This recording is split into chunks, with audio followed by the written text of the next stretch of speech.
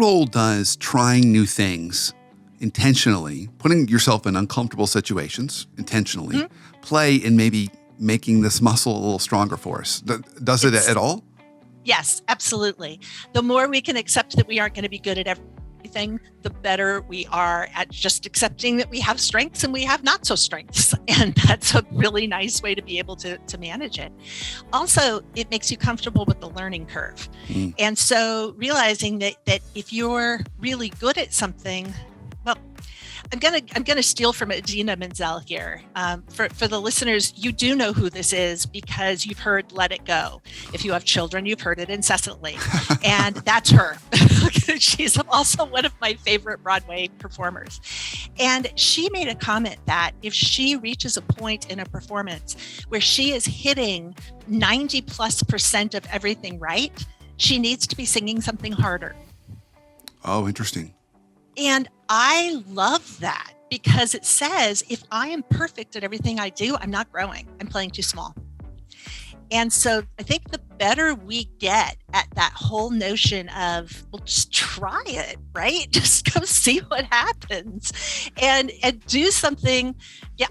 I've also done the golf thing, but I have to stop because I laugh too hard at myself. And I just like doubled over on the golf course because I'm so bad. There's no laughing in golf. There's no laughing in golf. Well, then you and I can never golf, my friend, because not a thing.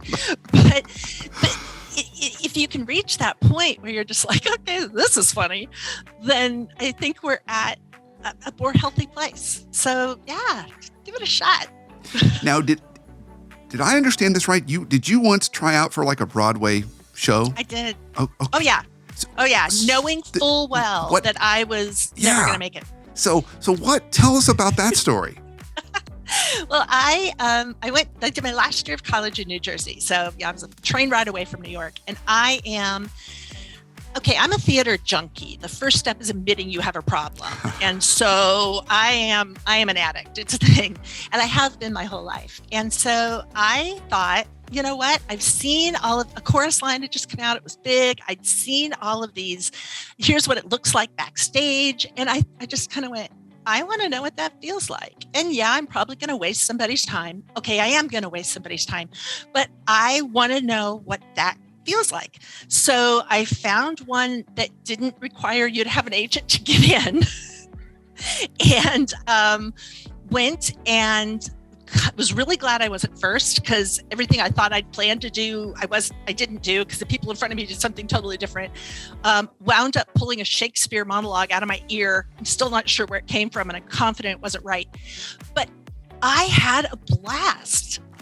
And it was more because I was looking around with absolutely no expectations, right? I am a great audience member. I ain't never going to be on Broadway. It's just not a thing. And it was so extreme that it just made me stop and say, well, let's just see what this feels like. Zero expectations. And I have a better appreciation for theater and I have a better appreciation for what actors go through and I loved it. It was one of the first things I ever did like that in my life, which is why the story is so important to me. It was always, well, if I'm going to do something, I want to win. And to actively go do something where I knew that, heck, I wasn't even going to finish was really eye-opening and fun.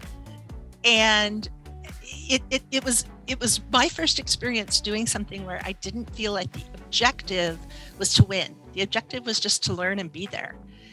And I'm not going to tell you, I can't lie. I'm not going to tell you that I do that with everything in my life right now. I'm still a competitive sucker, but I